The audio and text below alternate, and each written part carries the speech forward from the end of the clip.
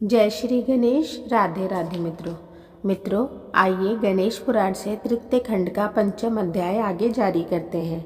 अध्याय का विषय है पार्वती की आज्ञा से शनि का अंतःपुर में प्रवेश वर्णन। पार्वती जी ने कहा, उसे आने दो वत्स, वह भी सदैव आज्ञा में चलने वाला श्रेष्ठ अनुचर है। विशालाक्ष ने द्वार पर लौटकर कहा, ग्रहेश्वर, तुम माता की सेवा में उपस्थित हो सकते हो। यह कहकर उन्होंने मुख्य द्वार को कुछ खोल दिया। आज्ञा मिलने से हर्षित हुए शनिदेव भीतर पहुंचे और जगजननी उमा को देखते ही उन्हें प्रणाम कर स्तुति करने लगे। माता एक अत्युच्च रत्नमणि जटित स्वर्ण सिंहासन पर विराजमान है। उनके चारों ओर असंख्य देवियां खड़ी थीं। 5 प्रमुख सखियां श्वेत चामरों द्वारा निरंतर उनकी सेवा कर रही थी। कुछ अन्य सखियां तांबूल भेंट कर रही थी तो कुछ सुगंधित द्रव्य अर्पण कर रही थी। माता ने अपने देह पर अग्नि के समान तेजस्वी वस्त्र धारण कर किए हुए थे। गले में स्वर्ण रत्नादि के दिव्य हार, हाथों में कंकणादि आभूषण, भुजदंड पर बाजूबंद, कमर में रत्न जटित श्रृंखला, चरणों में नुपुर सुशोभित थे। अद्भुत रूप राशिमयी वे माता अपने तेज से ही समस्त भवन को प्रकाशित किए हुए थी। उनकी गोद में आदित्य शिष्य विद्यमान था। उनके समक्ष अप्सराएं और देवांगनाएं नृत्य कर रही थी। किन्नरियां और गंधर्वनियां गायन वादन में तल्लीन थी।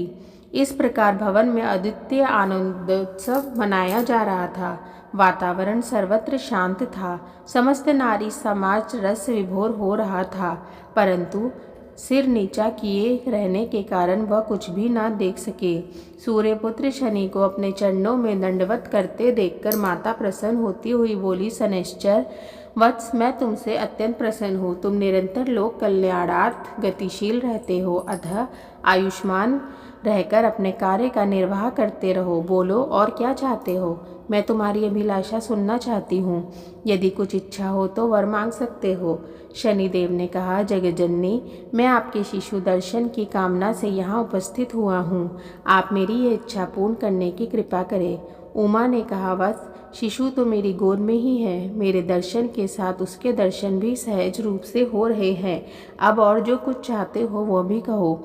शनैश्चर ने निवेदन किया, मातेश्वरी, संसार में तप ही प्रधान कर्म है। सभी प्राणी अपने अपने कर्म रूप तप का ही फल भोगते हैं। शुभ या अशुभ कोई भी कर्म किसी भी कल्प में लुप्त नहीं होता।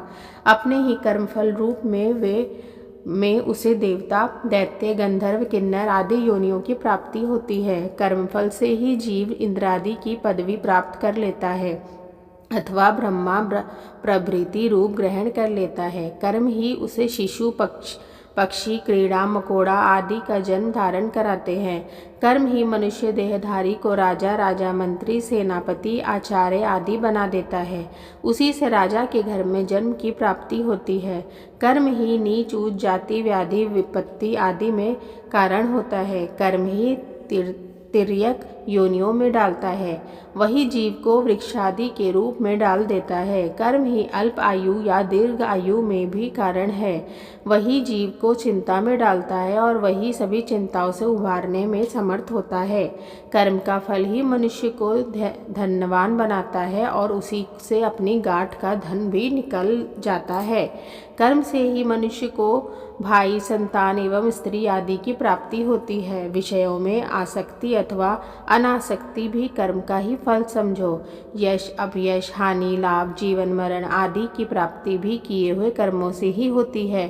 सभी जानते हैं कि शुभ कर्म से शुभ फल की जीव को जो कुछ भी प्राप्ति, अप्राप्ति या कुप्राप्ति होती है, उस सब का कारण पूर्वकृत कर्म ही अधिक मान्य है।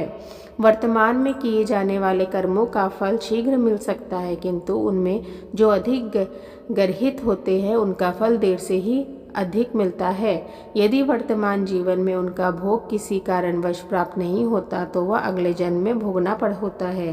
हे शिव वल्लभे, यह सब तो मैंने प्राकथन रूप से में संक्षेप में ही कह दिया है। वस्तुतः आप स्वयं ही कर्म फलादि के विषय में सब कुछ जानती है, इसलिए मेरी उक्त बातों का आपके समक्ष कोई अर्थ नहीं है। फिर भी किसी प्रसंग को प्रस्तुत करने के लिए उसका पूर्व रूप भी कहना होता है। मित्रों, इस प्रकार से गणेश पुराण से तृतीय खंड से पंचम अध्याय यहीं पर रोकते हैं। आगे का अध्याय अगले वीडियो में जारी करेंगे। तब तक के लिए राधे राधे।